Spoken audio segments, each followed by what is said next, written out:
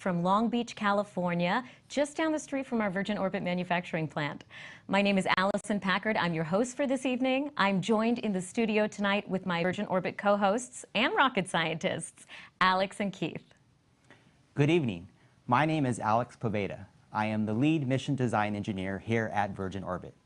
My team selected where our aircraft, Cosmic Girl, is taking off from today, the path she's taking to get to our drop point. We selected the drop point itself, and then we designed the trajectory that our rocket, Launcher 1, is going to fly today to take our customer satellites to their orbit. I'm here today to give you a background on our mission, to describe the mission itself, and also to give you a status of our current countdown to launch. And I'm Keith Vanderputten, Senior Manager of Guidance, Navigation, and Control here at Virgin Orbit. My team determines the course that Launcher 1 flies and steers her into orbit. Today, I'm going to be your eyes and ears into the Mission Control Center, providing updates along the way to keep you informed as we proceed through launch. So far, as a quick update, we are disconnecting for all of our ground systems from Launcher 1 and prepping to taxi. So with that, let's go back to Allison in the studio. Thank you so much, Keith. Now, I wanted to share with you a little bit about our purpose. Here at Virgin Orbit, we're on a mission to provide access to space in order to help improve life on Earth. Now, because of our unique air launch system, we're able to help small satellites get into orbit that help expand the potential of scientific research, education, climate observation, and business needs. And that all starts with our 747 airplane, Cosmic Girl. Alex, can you tell us a little bit more about the star of the hour? I sure can, yes. So our launch system actually consists of our aircraft, Cosmic Girl, and of our rocket, Launcher 1, and a set of trailers that we call our ground support trailers. We're going to put a little graphic up on the screen about our aircraft. So our aircraft is Cosmic Girl. She is a Boeing 747. She came to the Virgin family back in December of 2001. She has actually flown over 2 million passengers and has over 66,000 hours of flight. She's flown 1,000 plus more than 1,000 flights out of JFK. So she is destined to be one of our aircrafts here because of her name, Cosmic Girl, that she already had before we got her. Next is our rocket. Our rocket is called Launcher 1. It is a two-stage rocket, both Stage 1 and Stage 2. Our Stage 1 engine is a Newton 3, is the name we gave it. It has a maximum thrust of 77,000 pounds, and then it's going to burn for 3 minutes today. Our Stage 2 engine we have called Newton 4. So Newton 4 is going to have a maximum thrust of 5,000 pound force today. And it's going to burn for approximately 6 minutes. So the total burns from Stage 1 and Stage 2 is going to result in a max velocity of 17,500 miles per hour today. Also, we have our ground support equipment. So these are a set of trailers that are mobile. It's part of what's unique about our system. So we have our aircraft, Launcher 1, and these trailers. First, the power trailer provides power to our rocket until it goes on its own. And then we have our fuel trailer that provides the fuel to the rocket, which it's already done its job today. We have a liquid nitrogen trailer that's keeping everything cool. We have gaseous helium that's making sure we're getting the right pressures in the right places in our rocket system today.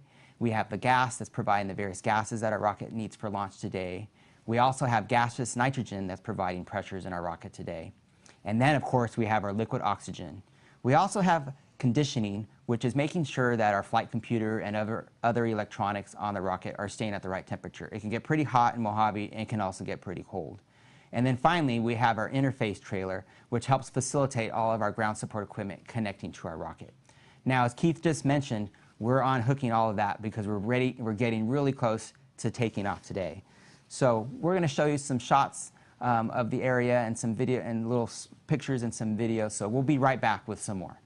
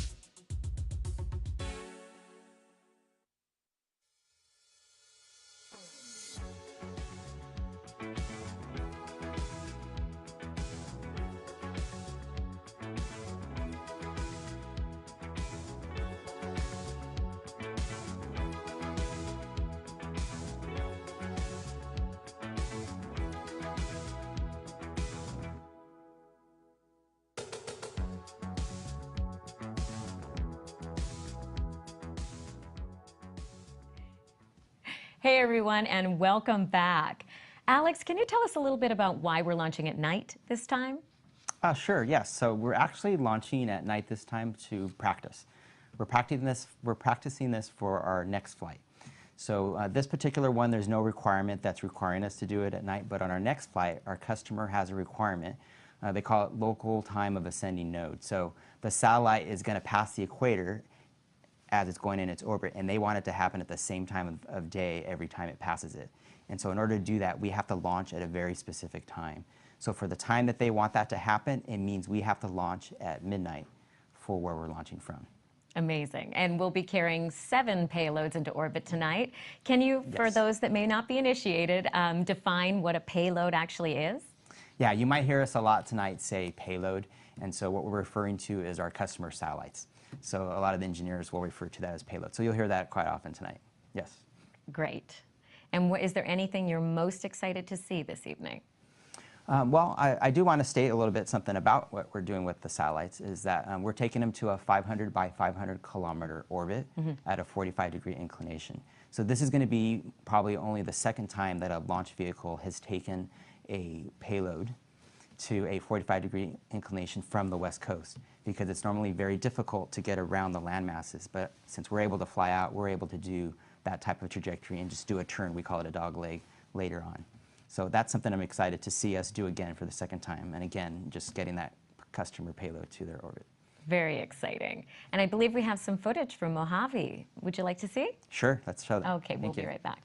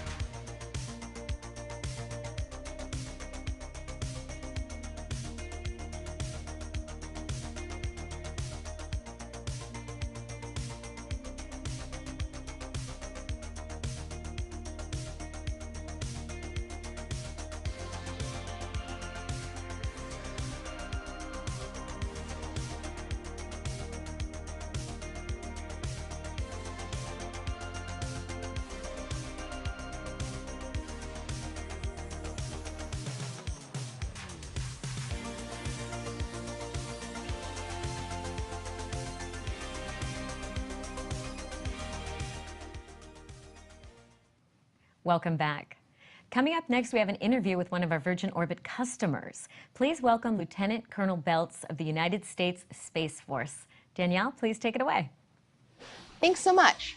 Hi, everyone. My name is Danielle DeVoy, and I'm a Senior Mission Manager. With me today is Lieutenant Colonel Justin Belts, who is the Chief at the Small Launch and Targets Division. Welcome, sir. Hey, thanks, Danielle. Good to be with you. Sir, can you tell me a little bit about your role, please? Yeah, so I'm the Program Manager for the Rocket Systems Launch Program, which is the Space Force's small launch capability.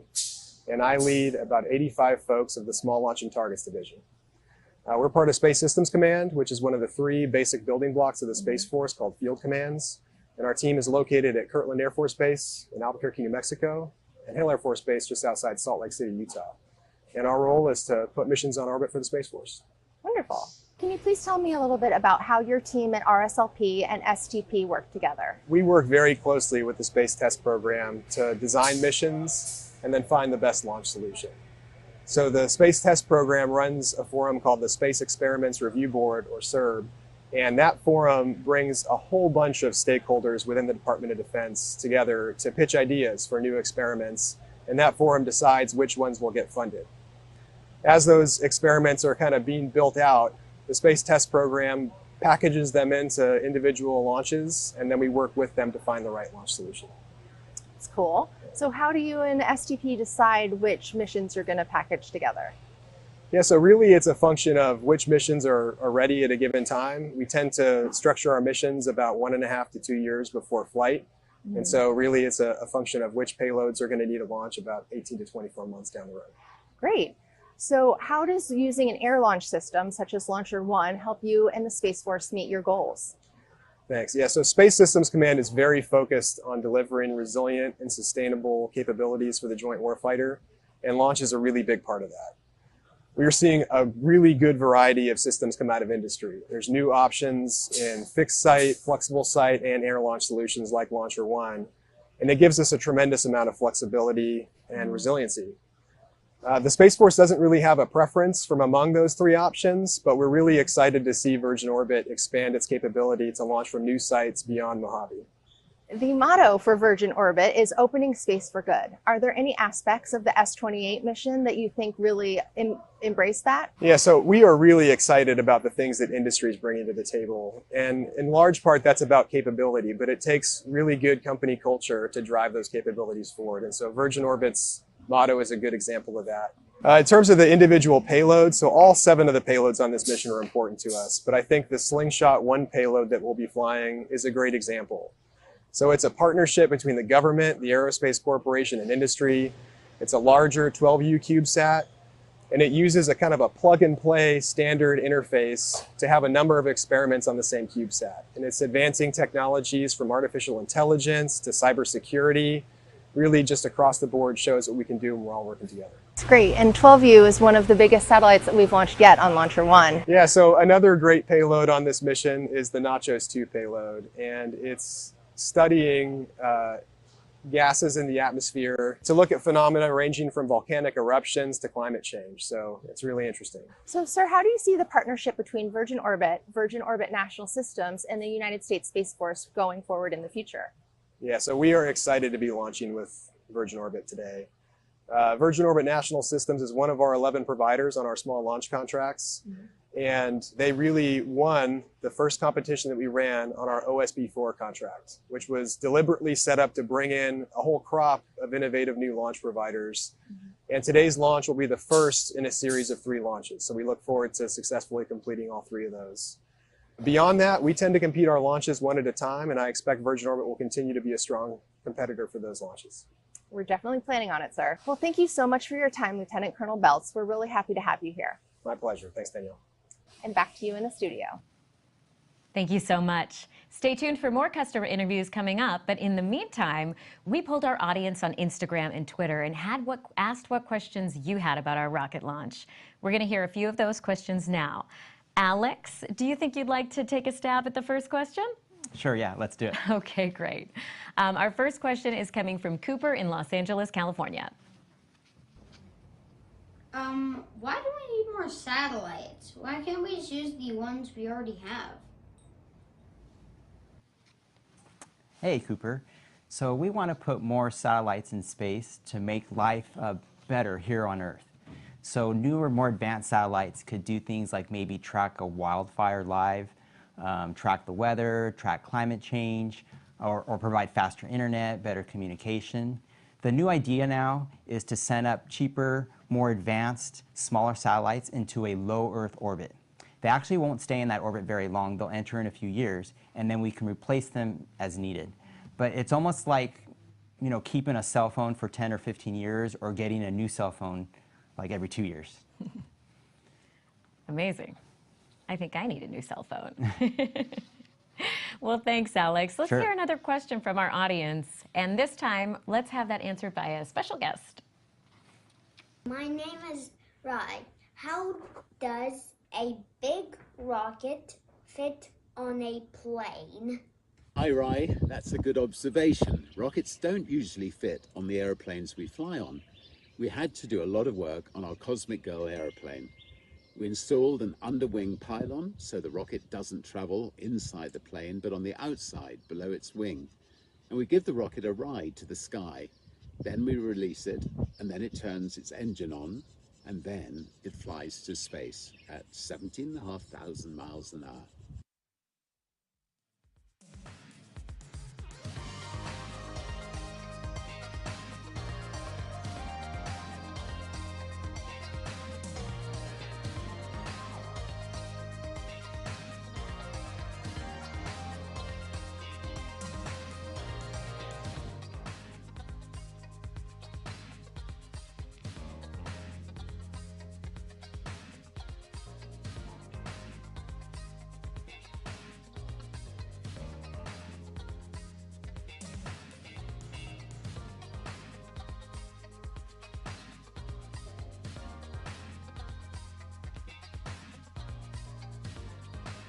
Hey y'all, this is Keith back with an update from MCC. As you can see, Cosmic Girl has pulled away from the Hammerhead.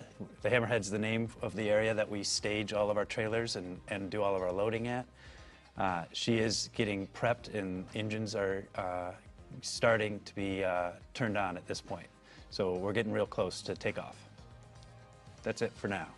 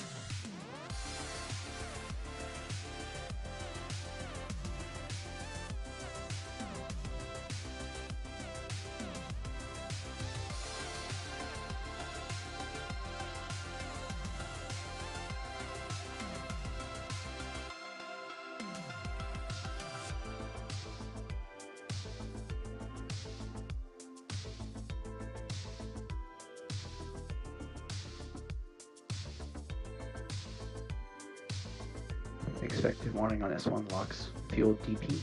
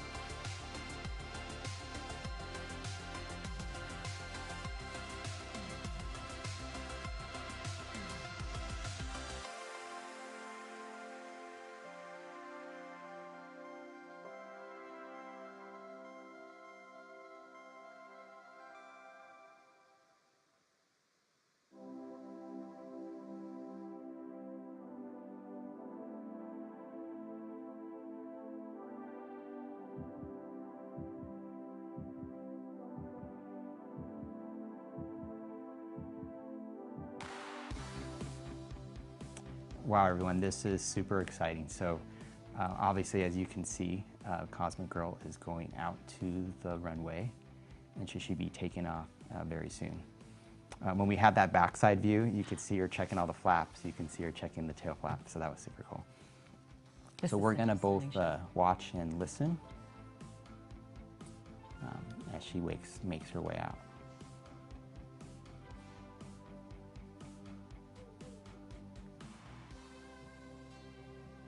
And so just a reminder, the takeoff time as it shows on the screen is expected for 10:50 p.m. And then it'll take about 69 minutes, so just over an hour to get to the drop point when she does that. That's such a beautiful shot, watching Cosmic Girl taxi over to the runway. And this is our first time seeing it at night.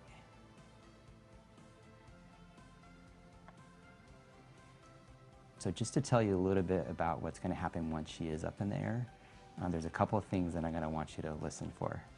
So like again, like I said, it's going to be about an hour to get to the drop point. But as she gets out there, you're going to hear the pilot. We'll probably have the audio from the plane. She's going to say she's doing the cold pass. So that means we're getting to the drop point, but we're not going to actually drop the rocket. We're just going to make sure all systems are still go, make sure the ground antennas can still receive and track the telemetry. Then, while still in this racetrack pattern, I'm just pausing here for a second to watch her. We're gonna hear her say terminal count. Terminal count is like 15 minutes to drop. Okay, here we go. This is awesome.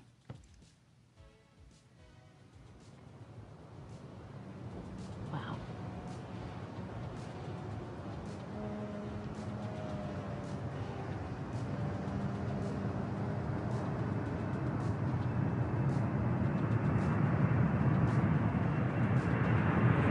Wheels up.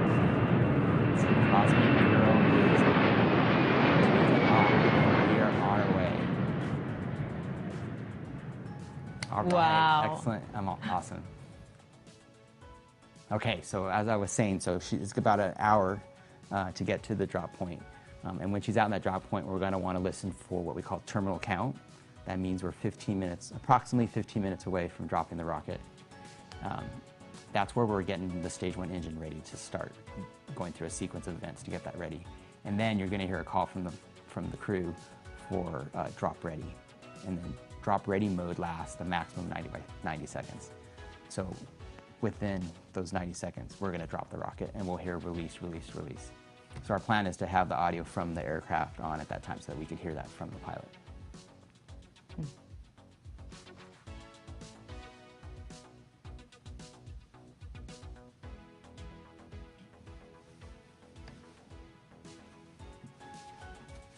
I was doing my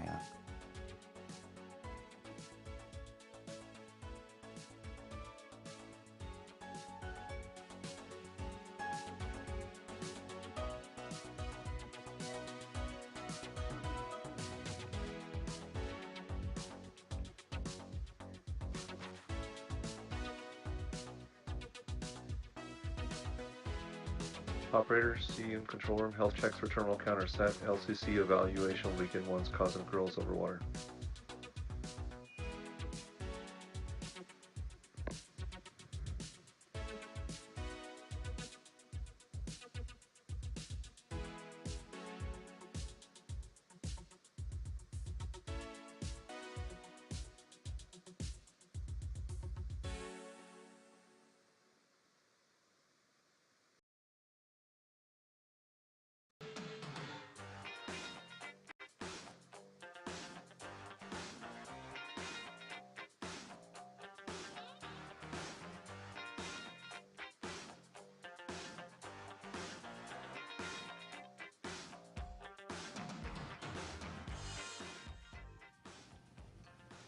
Now, in case you're wondering what you're looking at there, we have a camera, we have a few cameras on the rocket. We have one camera that's facing back, like towards the back end of the rocket. But because we're attached to the wing right now, we're seeing what Keith described as the pylon that's holding the rocket to the wing, and then above at the top is the wing of the plane.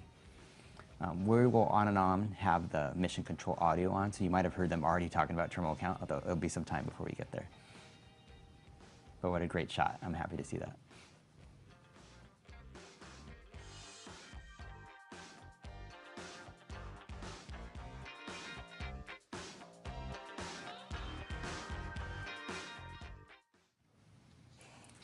All right, so now that our aircraft's up in the air, it'd probably be a good time to tell you what exactly is going on or what she's doing right now. So I'm going to describe the flight path that she's taking. So as we mentioned earlier, everything was at the Mojave Air and Spaceport. And so Cosmic Girl just took off from that runway out of Mojave Air and Spaceport. So she's going to fly a flight path that we've carefully coordinated with the FAA just because we have a loaded rocket attached. And then she's going to go into what we call a racetrack pattern.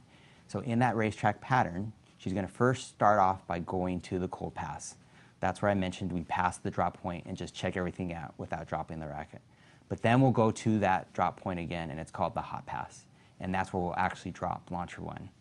And so that's what we're heading our way down to do right now, so super exciting.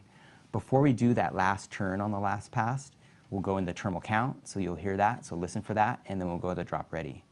As soon as that rocket drops, there's a little bit of a delay before it ignites. Cosmic Girl will bank a quick right turn, and then she'll return to Mojave pretty much at the same path that she came out from. So let's now switch over and tell you a little bit about our pilots. Allison? Absolutely. So we actually have two pilots aboard Cosmic Girl this evening. Our chief pilot is Eric Bippard. Eric has been flying since 1986. He's logged over 4,800 flight hours and over 1,000 flight test hours. If you want to play along at home, his call sign is Bip.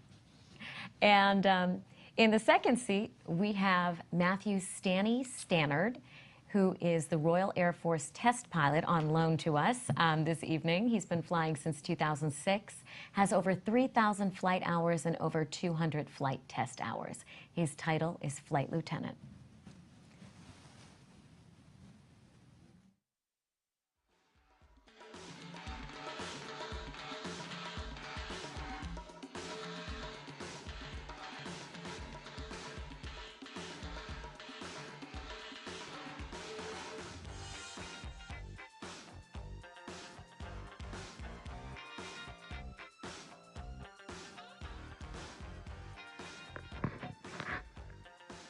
Radio headroom control. Long Beach has required target lock and fan sync.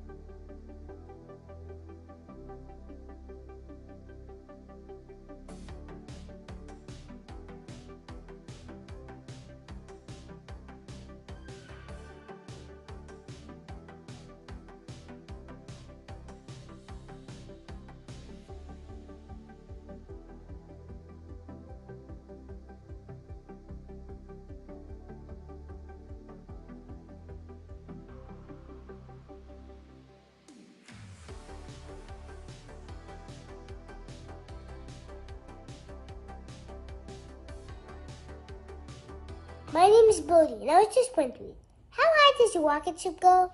Well, that's a great question, Bodie. Our Launcher One rockets fly to our planet's orbit. It can go up, up, up, as high as 745 miles from where you are now.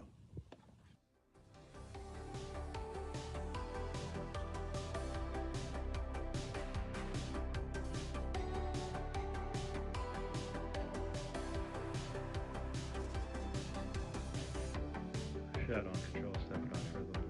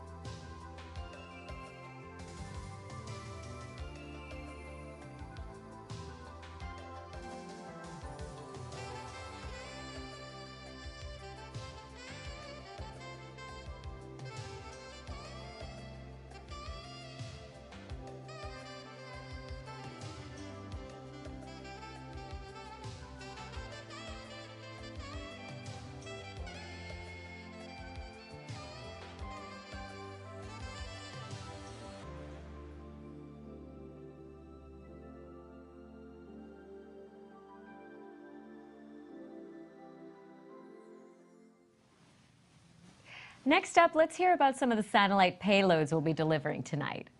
First up, we have Gunsmoke L, which will produce 2 tactical space shuttle support vehicles, which will aid in all phases of joint force operations.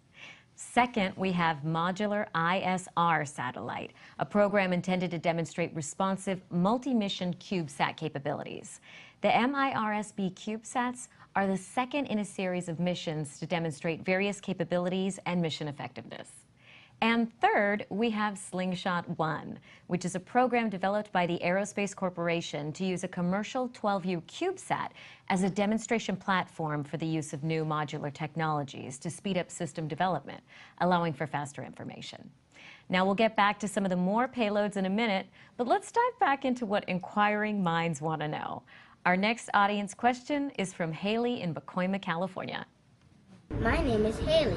My question is, when you send rovers up into space, how do you keep them from floating away forever? Wonderful question. Well, Earth is a lot bigger than our satellites, so its gravity has a strong pull on them, and that is why they don't fly away forever. Since Earth spins, it pulls the satellites with it, and this allows them to stay above the same spot on Earth almost constantly.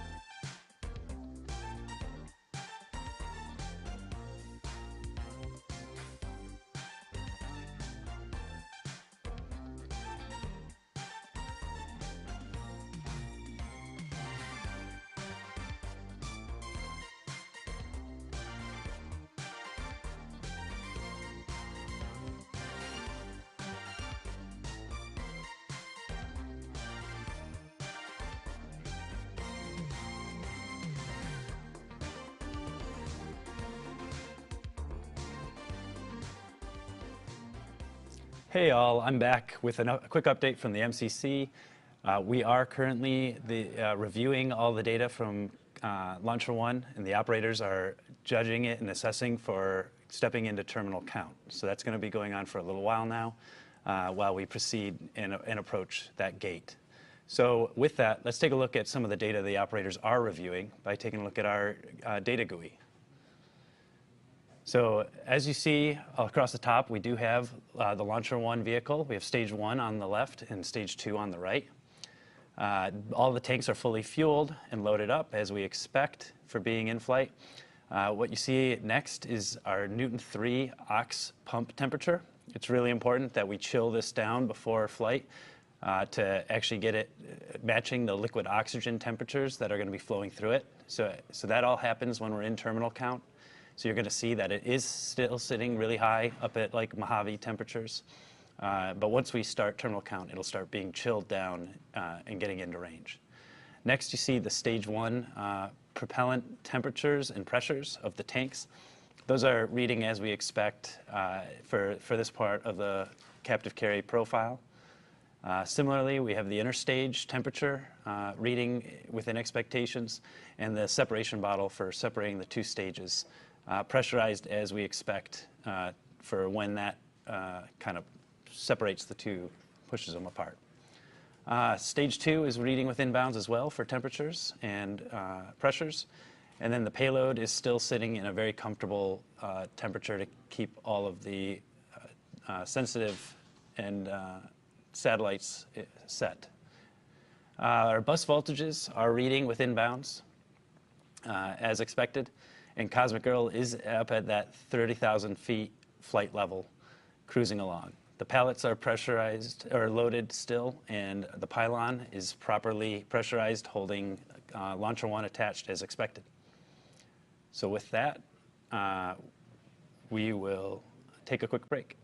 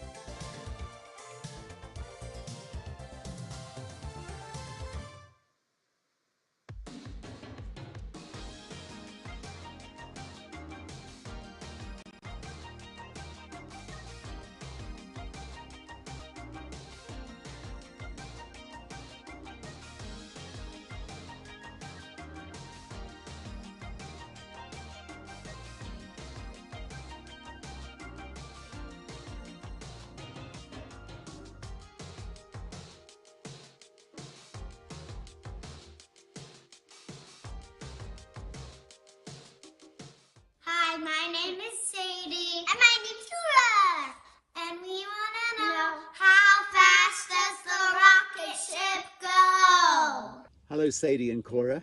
The rocket goes very, very, very fast indeed. Its maximum speed is 17,500 miles per hour, or 28,163 kilometers per hour. It must go this fast, otherwise it gets pulled back to Earth by gravity.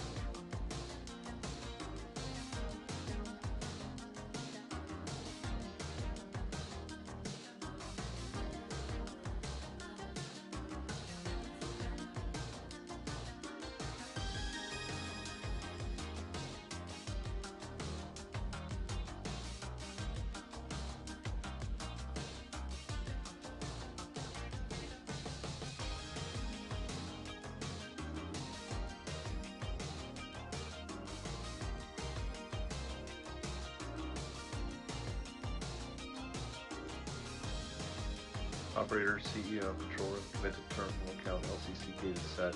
Begin evaluating your LCCs. Polling will occur prior to the cold pass of the drop point. Please come to RPG within the next 10 minutes.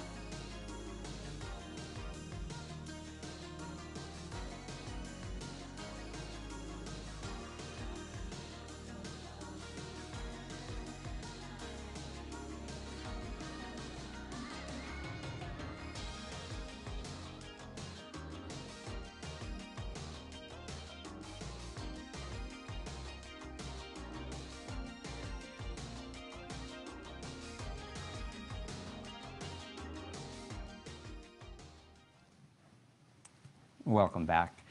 So as we're waiting for Cosmic Curl to get to that drop point, we want to tell you a little bit more about the payload. So another payload on our vehicle today is called the Compact Solar Total Irradiance Monitor, CSTIM. So this one is a 6U CubeSat. It has specialized sensors and instrumentations to measure the sun's energy entering the Earth's atmosphere. So given that the sun is our predominant energy source, I could see how we can get a lot of useful data from this. So a very interesting one there too. Another one is GPX2.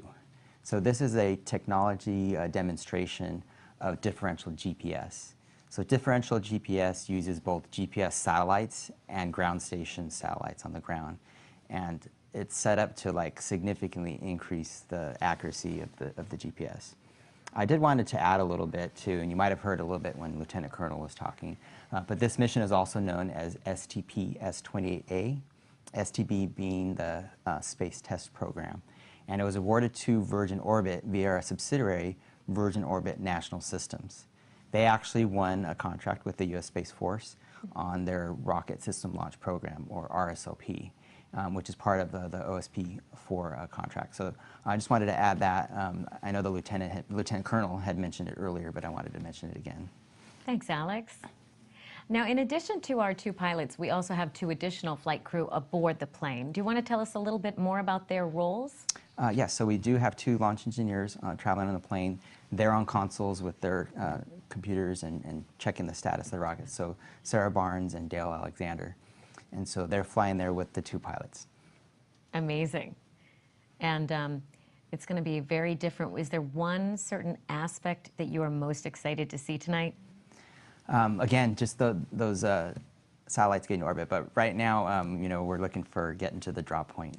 And when that happens, everything's gonna be really quick. So right now we're waiting, and might be kind of like getting impatient, like let's get there. But once it starts going, it's gonna be fast. So, and you know, I want to do a quick shout out. So we've had our sign language interpreters here, Brian, and the other interpreter, Chris. So I'm very impressed that they're, you know, keeping up with us with all of this tech talk. So I appreciate it, you guys. Thank you so much.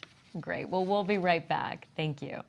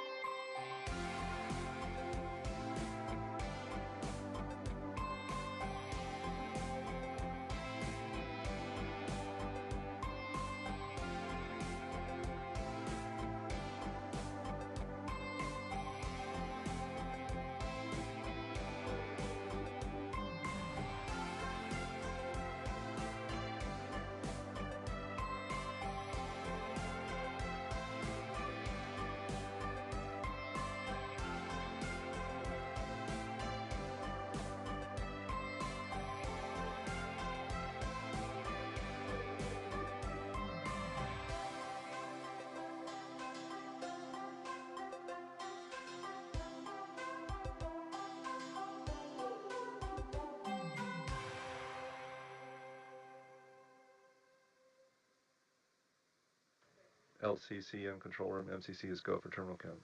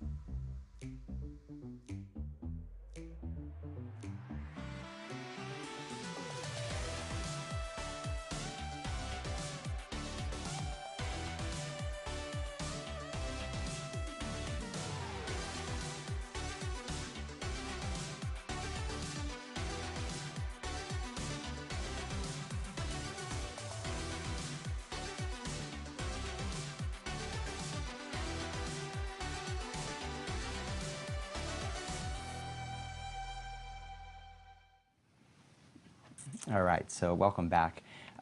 We had some cool shots there of the pylon and the rocket again, and we very quickly saw a little animation of where our aircraft currently is, so we should have that back up again. I want to tell you a little bit more about a couple more of our payloads that we have tonight, or our satellites. So another one is called Nachos 2. You would have heard the Lieutenant Colonel mention that one. So Nachos 2 is going to measure dilute gases in the Earth's atmosphere to kind of track things such as volcanoes and climate change. So as the name implies, it's the second of a series. So there's a Nachos 1 and then there's a Nachos 2. And so part of what they're also going to do is see how these two satellites can work together to collect this kind of data. Another satellite that we have going up into orbit today is called Recurve with our Air Force Research Lab. So it will demonstrate adaptive radio frequency capability from low Earth orbit platform.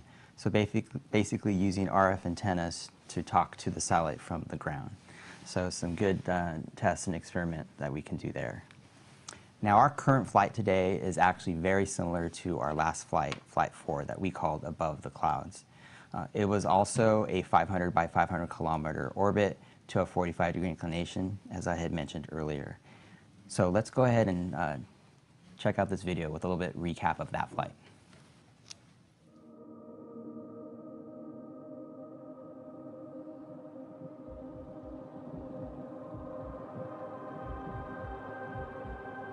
The morning of is an interesting thing. You're very excited, there's a lot of anticipation. There's a big element of trust and reliance upon the people who've built the rocket. Ground on control, S1 LOX load is complete. Copy that, and looks like Auto 88 S2 lock system chilling has begun. It's not uncharted territory anymore.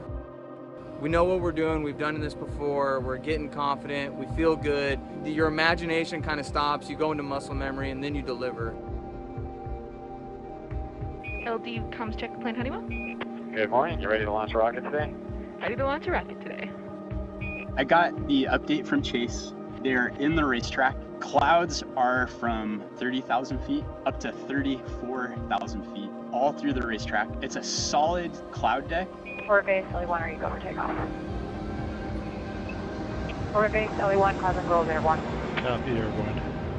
Orbit base, closing 001, we are in clouds at 17,000 with a hold G into 20,000.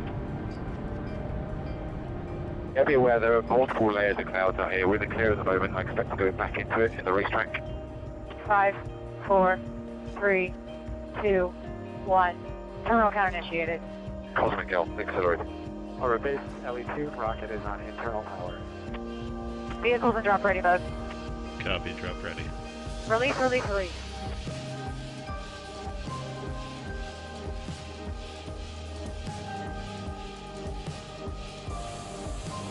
Good light. You know, as I'm doing this right bank, I look out my window and I see this bright plume with this rocket, you know, just shooting into space, and it's a pretty awesome experience. Looks like we made it above the clouds and onward to orbit. Ah, it's a beauty up here. Orbit base, closing out. We're expected on the ground 2335. It was fantastic today, though, to show the capability we've got that we can get through that inclement weather, get the rocket to somewhere nice to be able to launch it, which was, you know, showing the capability that the aeroplane's got, which was great.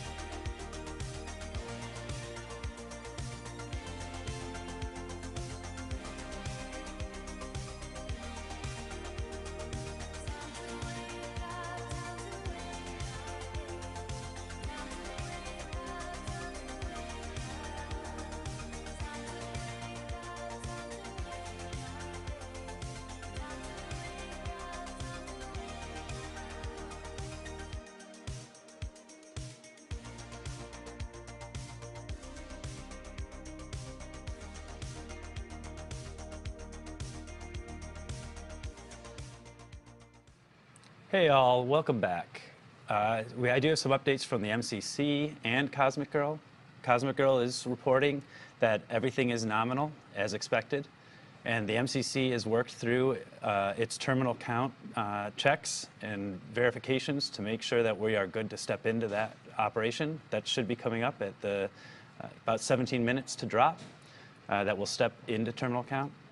And then additionally, we have gotten verification that we are receiving telemetry from our Long Beach headquarters, which we transmit to as we get closer to the drop point. So that's all going forward nominally and as expected. So now let's take a chance to look at the rocket flight profile that it's going to fly after Cosmic Girl drops it. So Cosmic Girl will drop it at 35,000 feet. We'll then, 5 seconds later, ignite the Newton 3.1 engine. That'll power us for 3 minutes to get us to our main engine cutoff point once all the propellants are gone. We'll then do stage separation and let Newton 4 take over and start powering the remainder of the vehicle for the next 6 minutes until we get to our second engine cutoff point, which we will then be at 170 kilometers up above in altitude. We'll also now be in a transfer orbit that is going to let us proceed around the world and gain altitude on the way. As we do that, we're going to rise up to our 500-kilometer target for deploying the payloads. We're not done quite yet, though, because we have to do a second burn of our Newton 4 engine to circularize at that orbit. So we raise up to a 500 by 500 kilometer orbit. We'll then move forward and deploy the payloads, and after that, we'll then be done with our mission, and we'll have mission success. So that is the profile, and with that, I can hand it back to Allison. Amazing, Keith. Thank you so much for breaking that down for us. Now, can you tell us a little bit about what we might expect to see this evening? Yeah, it's actually pretty exciting because this is our first time doing a night launch. So when we look at the video from Launcher 1 as it's flying through Stage 1 flight, we are going to be seeing probably a much larger and brighter plume than we normally see. We're also, as we get higher up in altitude, we'll probably start seeing the lights of Los Angeles in the distance. And I do believe that if you're on the beach in the Southern California area, you may be able to see us flying out in the distance, low on the horizon. So if you see an unexpected mark in the sky, that just might be Virgin orbit tonight. But make a wish anyway. Well, this is very exciting. We're getting really close to drop right now, so we'll be back in a few moments.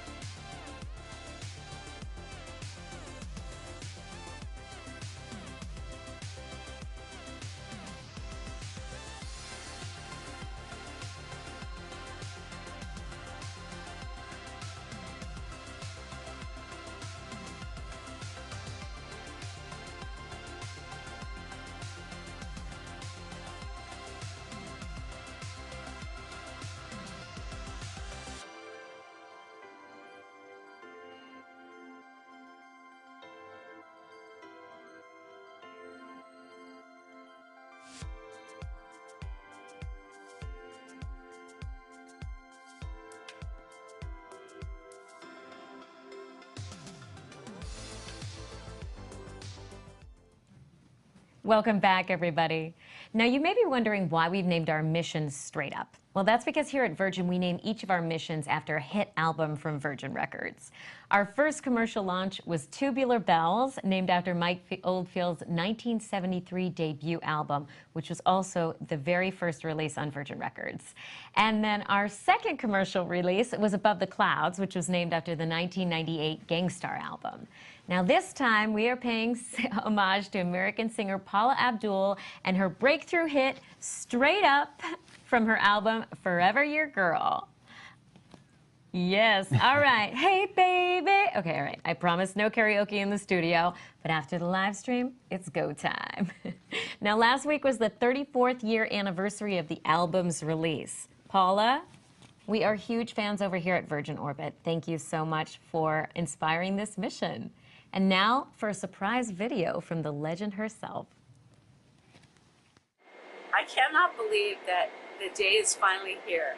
Close to 2 months ago, I got a phone call that Richard Branson wanted to name his next orbit shuttle Straight Up. And here I am in the Mojave Desert.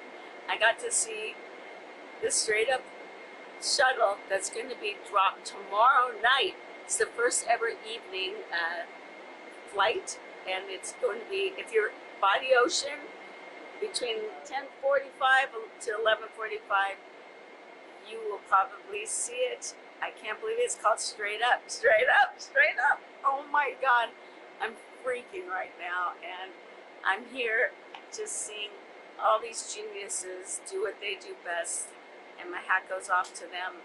It's fascinating what I've learned so far. And let's go take a look. Let's go take a look at the Straight Up orbit shuttle.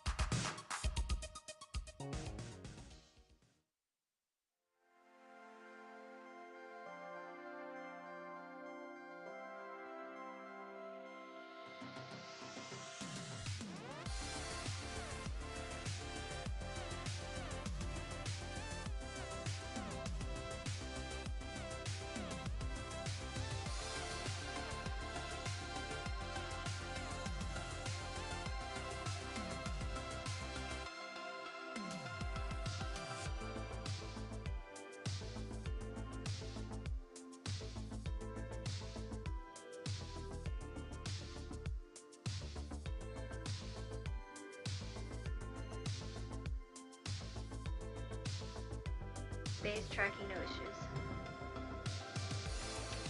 Copy, tracking, no issues.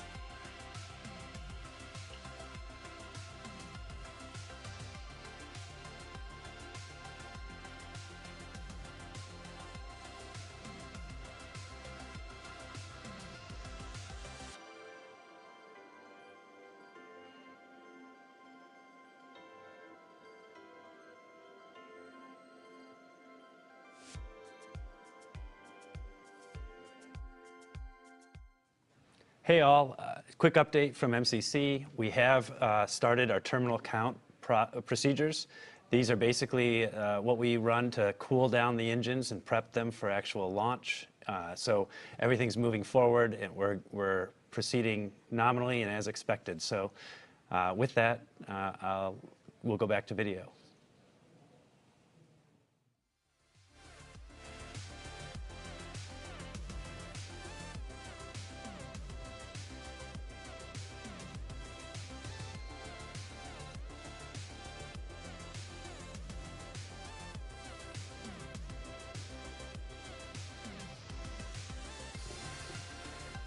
Contact ground orbit base, tracking no issues. Copy, tracking no issues.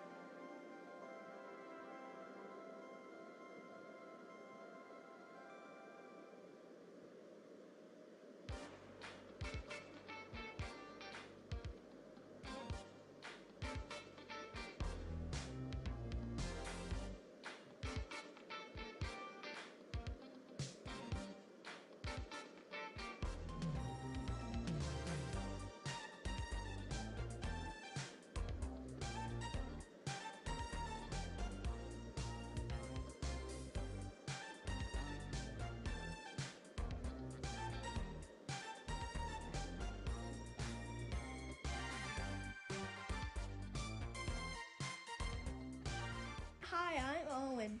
How do you keep communication with the rocket when it's moving every 20 feet? Owen, that's a brilliant question. The rocket moves very fast, and the Earth itself is moving fast as it spins too. And we have satellites here on the ground all over the world so that our communications with the rocket are always covered.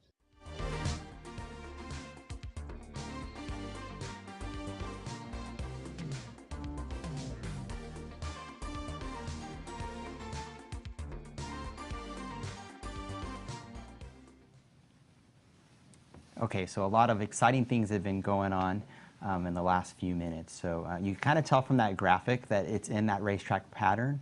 It already passed the cold pass of the drop point, and as you heard, we're in terminal count with about 9 minutes left to the drop time. So when we drop, a lot of things are going to happen really fast. So I want to kind of describe it now, because we'll have the mission control audio on so you can listen, and then we'll recap after, but I want you to know what to listen for. So obviously you're going to hear release, release, release. And so that's when the rocket is dropped. And then the propellant selling thrusters, or PSTs, are going to ignite. So you'll probably hear PST2 ignition. And then you're going to hear main engine start. And then you should hear a call out for max alpha. That is the most difficult part of the trajectory of our flight to control. So we definitely want to hear that we've gotten through max Q alpha. And then the next thing that we're going to hear is, well, that was max alpha, sorry. The next thing we're going to have to hear is max Q alpha. That is the most stressing part of the trajectory. That's where most of the forces are on the rocket. So we want to hear, hey, we've gotten through max Q alpha. Then we're really getting up there, and we're going to eventually get to down throttle. So listen for a call out for down throttle. That's when our sense acceleration is 5 Gs. And we didn't want our satellites to sense more than that. So then we down throttle our thrust to a lower state point level. And then very quickly after that is going to be main engine cutoff. And we'll be coasting for a little bit, and we'll separate stage 1. So hopefully we'll be able to see our aft cam on the rocket and see that really bright plume that Keith described and see the separation event itself. So pretty soon we'll turn up that audio on that mission control, and we'll listen in. So next we want to listen for drop ready, and then we're going to want to listen for release, release, release. So we'll be right back with that. Thank you.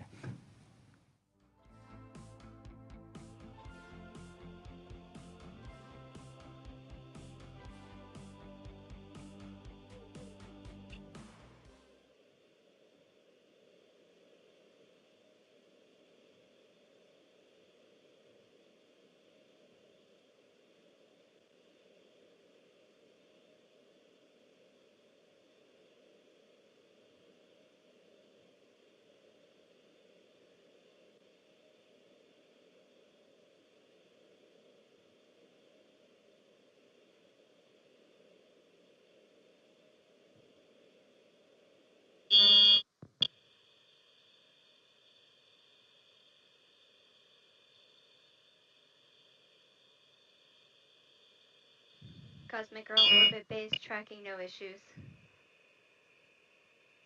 Copy, tracking no issues.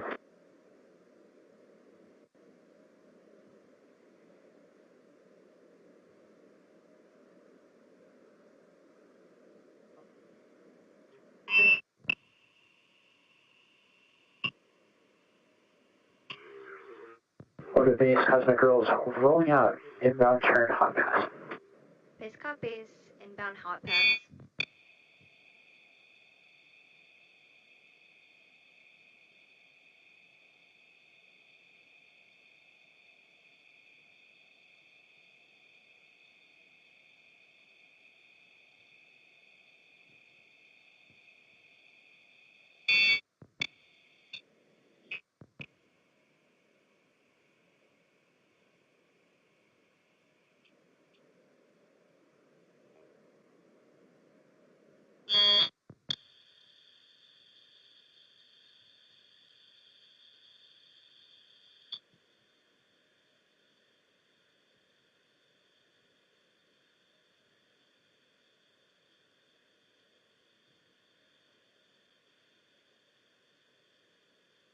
S1 propellant tanks at expected pressures.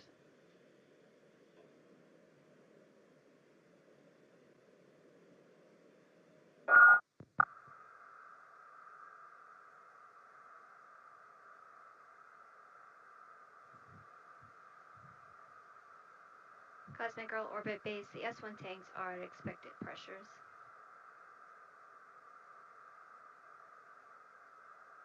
Copy, S1 tanks at expected pressures.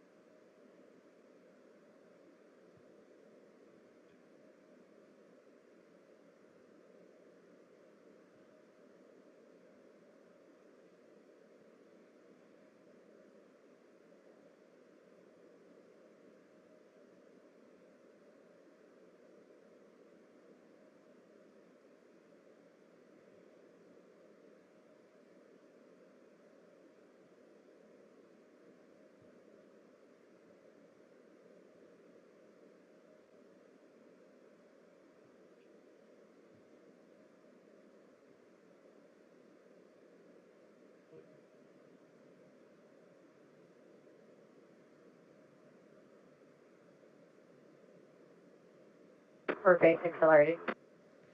Base copies accelerating.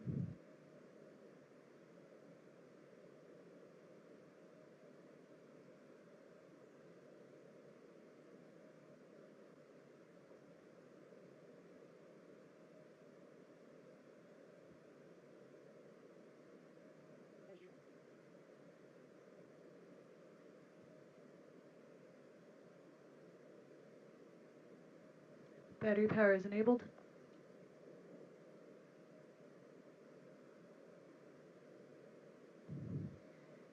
Orbit base, only 2 vehicles on internal power. Base copies on internal power.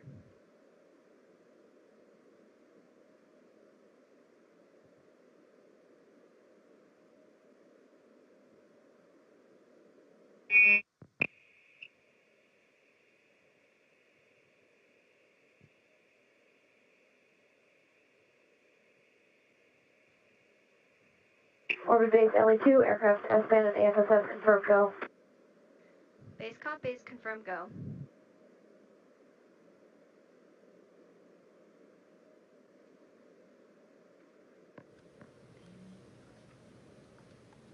Like I mentioned earlier, we were turning up the audio on mission control, but actually that's the audio from the aircraft itself.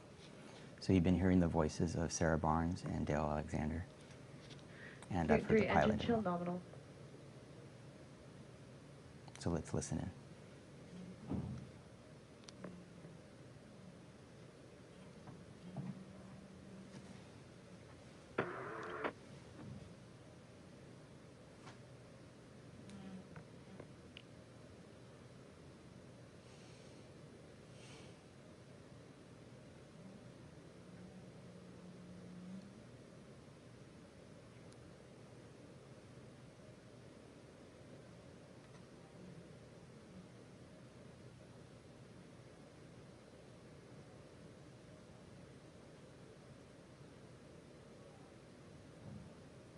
Newton 4 engine till nominal.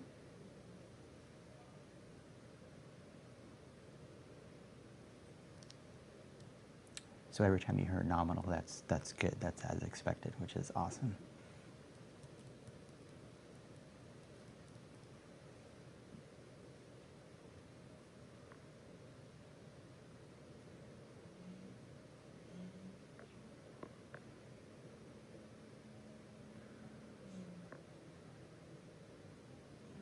LV, radio head on control room. S-band lock acquired in Long Beach. Copy, S-band lock acquired in Long Beach. Hey, good news there. So our antenna on our Long Beach antenna has reacquired lock. We knew that there was a bit of a blockage from some hills in the area, so it's nice to get that back.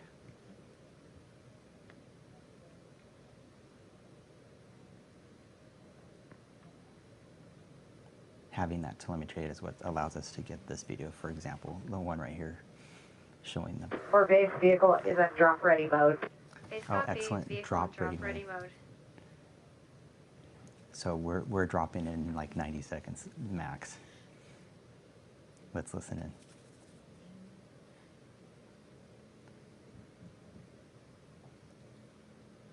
in. Well,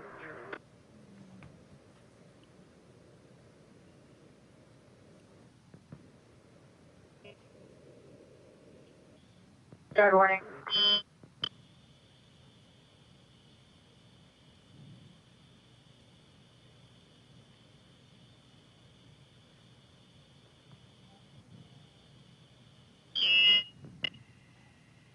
Release, release, release. Yes. I Confirmed hope you heard release. that. Base copies. Switched Good light. Saldita to S-band from Base Long copies. Beach. Good PST's light. ignited. Newton 3 startup complete. She's saying it. We sent it. Or launcher one's going straight up to space. Base copies. Well done. Incredible job, Ellies. Awesome. In the studio, can Alpha we flight switch over complete. to MCC audio?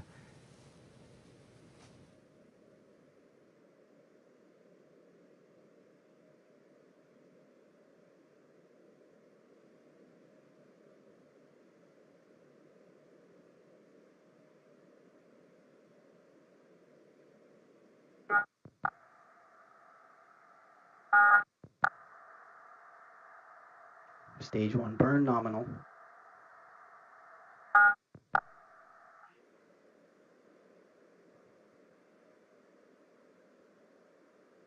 Max Q Alpha achieved.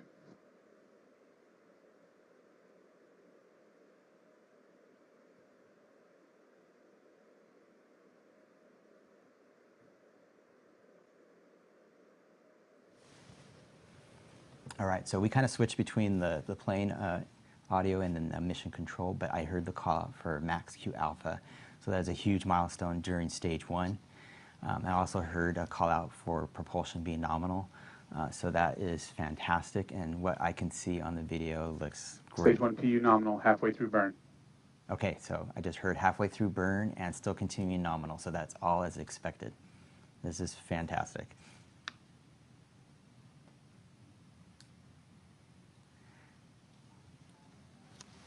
Stage 1 burn nominal.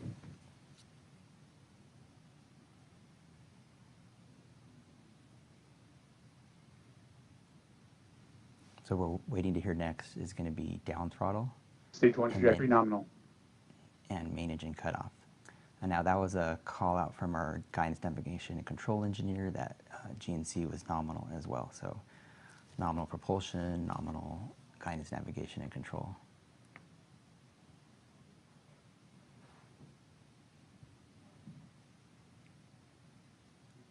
It's amazing to me to see this video coming down live. Newton 4 chill nominal.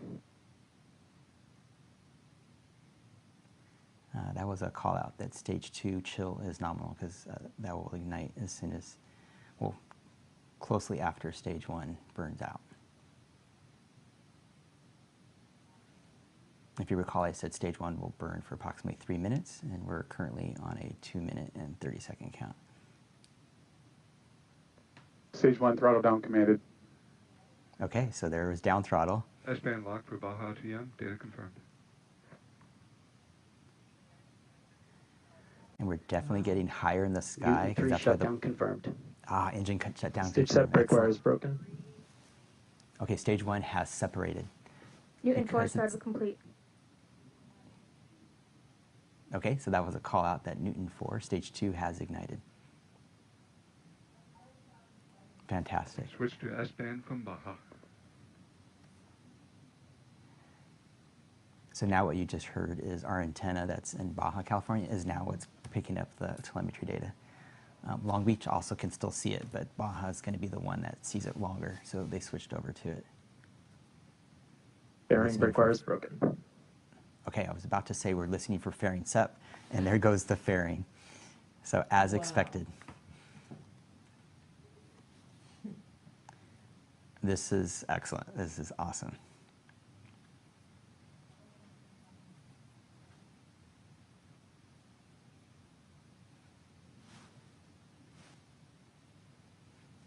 Right now, this is camera forward. You could see it at the top. Now, when we get to the other side of the world, we would have sunlight, but because it's night, we don't have any lights up on the front, and we don't have the plume from the stage 2. The cameras will switch back and forth between forward and aft. So back to the aft, showing the stage 2 plume. Yeah, if you just look at the top, it says, for example, camera aft. That means it's looking at the back end. So if you see it switch to forward, it's looking forward.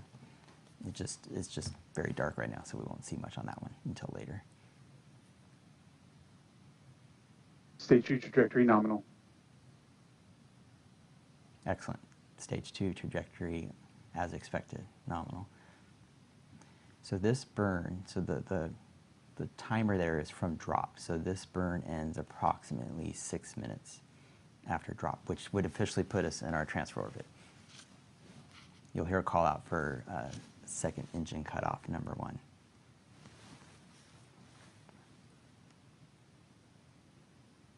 Stage 2 burn nominal.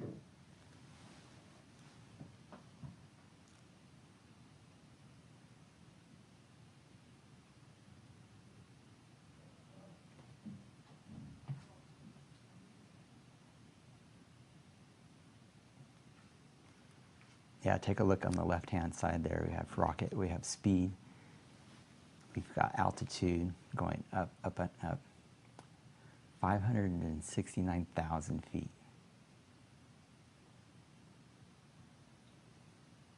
What, 10,000 or so? Stage 2 PU nominal, halfway through burn. Okay, trajectory still nominal, halfway through burn.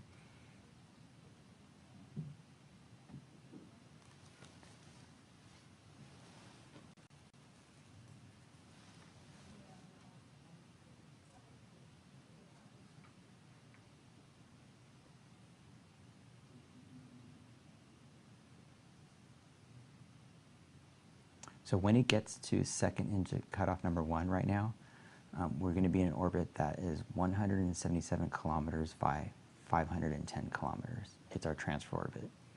And then we're going to coast for about 45 minutes to get to that higher Stage 2 burn altitude. nominal, 2 minutes until SECO. All right, I kind of talked over it a little bit, but continue to be nominal. And they called out, I believe, 2 minutes until second engine cutoff. Or SECO.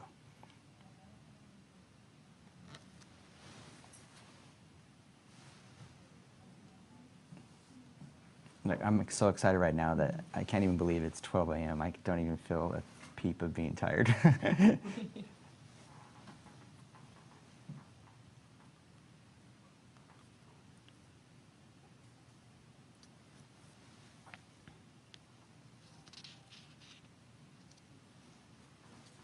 And our speed is increasing quite a bit. Yes. Oh, yeah. And the altitude.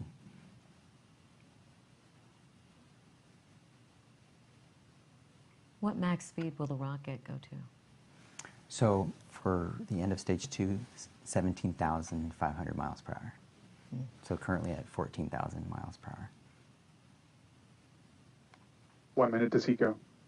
1 minute. Okay, cool. Excellent.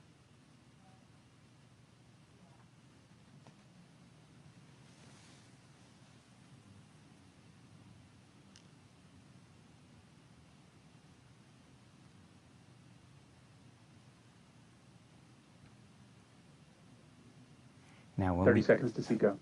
Okay, I'm just going to listen in. AFSS mission rule satisfied.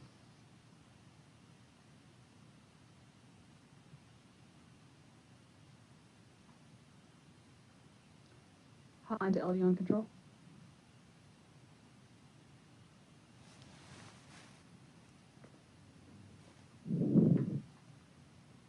Newton 4 shutdown confirmed. Excellent. Hotline to LD on control. Go ahead. Permission to release the airspace since we've satisfied all AFSS requirements. Permission granted. Copy, thank you. Excellent. So what we just heard was that second engine successfully shut down. That means the guidance navigation control determined that it had reached the transfer orbit and shut down the engine. We will very quickly right now go out of view of the Baja antenna, and then we'll be black in terms of telemetry coverage or videos. Barbecue roll started. Or anything like that. You might have heard Keith describe the barbecue roll in his descriptions trajectory, so that's what it's doing now. So it's going to start rotating the rocket very slowly with an orientation such that when it gets on the other side of the world and the sun's hitting it, it's going to be perpendicular to it, and then we're just going to try and balance the temperature on the rocket. So very exciting. So we've officially reached our transfer orbit. I'll see if I can get some details about the orbit.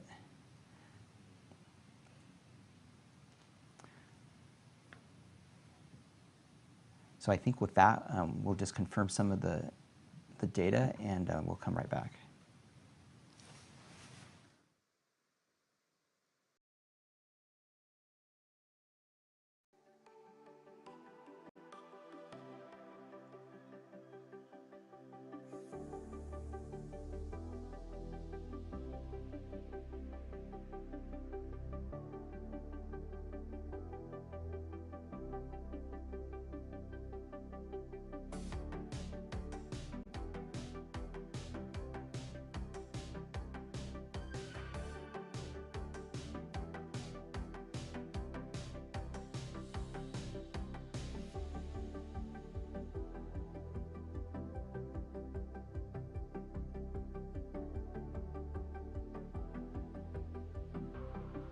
See on control, I'm stepping off for 5 minutes. Copy. Plan on control, stepping off for 5 minutes.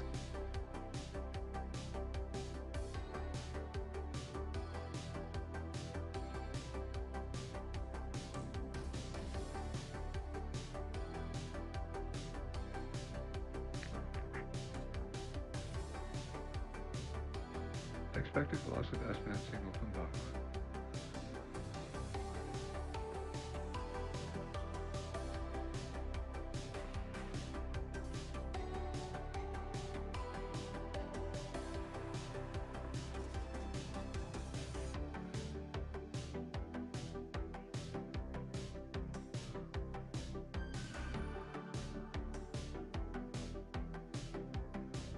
Final loss of target lock at Baja.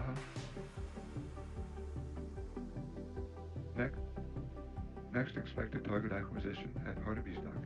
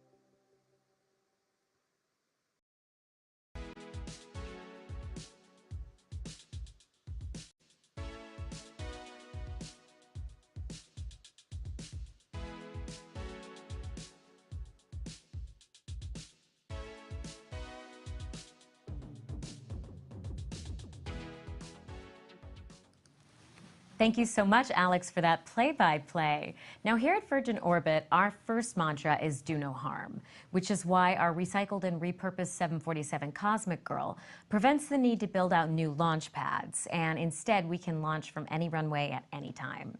And because we launch in the air, we emit 90% less carbon onto the ground area as compared to ground launches. And the small satellites we launch help monitor things like climate change and study the Earth, helping to further our mission to open space for good. So to put things in perspective, Virgin Orbit's total impact in 1 year is still less than 1 hour's worth of flights out of LAX. That really gives you perspective on that. Next up, Virgin Orbit branches into new territory as we prepare for our first international launch. We'll be launching out of Cornwall, and this will be the first ever orbital launch out of the United Kingdom. So it's going to be very exciting. We'll be back with you in just a minute.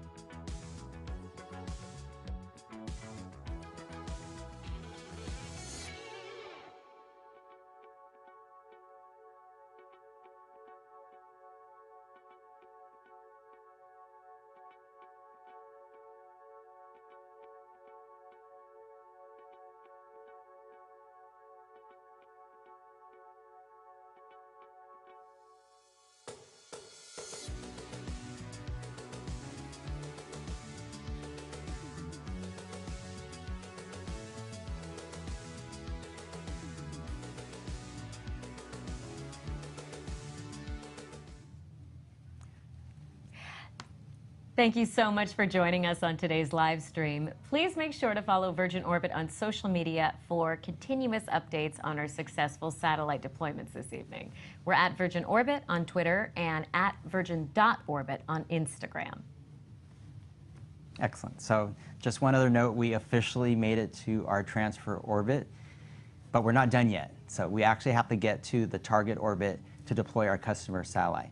But that is going to be another 30 minutes. And so like Allison has stated, we're going to be ending our public broadcast now, but make sure to check our social media posts to see the final conclusion to our mission today. Very exciting conclusion. We want to thank everyone who tuned in live to watch our Straight Up mission today. We also want to thank all of our customers for flying with us. And a special thanks to the live stream production team, the brand team, and of course, my brilliant co-hosts, Alex and Keith. We look forward to seeing you next time in Cornwall. Bye, everyone.